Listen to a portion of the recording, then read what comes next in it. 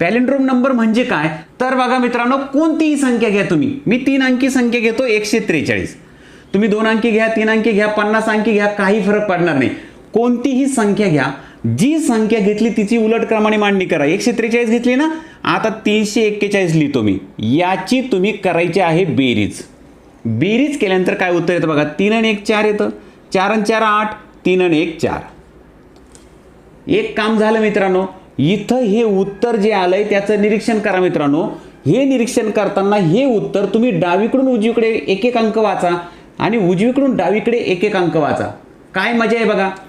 डावीकडून उजवीकडे एक एक अंक वाचले 4 8 4 आणि उजवीकडून डावीकडे एक एक अंक वाचला 4 8 4. उत्तर दोन्ही बाजूने सारखंच वाटतं की नाही. अजून घेतो बघा. समजा 155 ही संख्या घेतली. आधी काय करायचं, ही संख्या उलट क्रमाने लिहा 5 5 1. आता मी बेरीज करतो. 5 आणि 1 6, 5 आणि 5 10, हातचाल 1 6 आणि 1 7, 706 उत्तर आलं.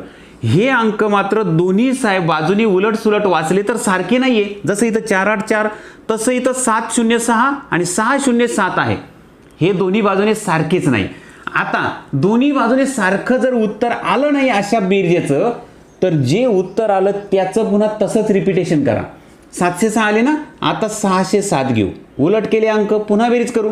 7 आणि 6 13, हातचाला 1 1 लिहून टाकला. 7 आणि 6 13. बघा आता डाव्या बाजूला इकडे 1 आला, इकडे मात्र 1 नाही आला. म्हणजे हे जे आहे ते उत्तर डावीकडून उजवीकडे वाचलं किंवा उजवीकडून डावीकडे वाचलं तर उलट सुलट क्रमाने वाचल्यावर सारखं नाही येते. 1 3 1 3 असं येतंय आणि इकडून मात्र 3 1 3 1 येतंय. म्हणजे सारखं नाही झालं. पुन्हा तीच क्रिया करा. काय, जे उत्तर आलं ते परत उलट लिहा. 3 1 3 1, 3 आणि 1 4, 3 आणि 1 4, 3 आणि 1 4, 3 आणि 1 4. आता डावीकडून उजवीकडे वाचा किंवा उजवीकडून डावीकडे वाचा. दोन्ही बाजूने अंक सारख्याच क्रमाने आलेले बघा. 4 4 4 4 4 4 4 4. यालाच म्हणायचं पॅलिंड्रोम नंबर. तर जे उत्तर मिळालं ह्या टाईपचं याला म्हणायचं पॅलिंड्रोम नंबर.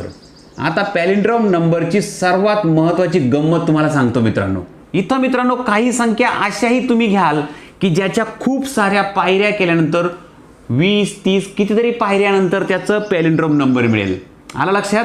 तर पायऱ्या किती कराव्या लागतील, त्यासाठी किती वेळा बेरीज करावं लागेल हे जास्त महत्त्वाचं आहे. आणि जितकी जास्त वेळा बेरीज करावं लागेल तितका जास्त बेरजेचा सराव होईल. तर हा सुद्धा एक खूप भारी खेळ आहे मित्रांनो. आपण अंदाजाने कोणतीही एक संख्या घेऊन तिचा पॅलिंड्रोम नंबर मिळतो का ते शोधायचं. किती पायऱ्यानंतर मिळाला आणि जे उत्तर आलं ते किती अंकी आलं हे शोधायचं मित्रांनो. त्यातच फार मजा येते.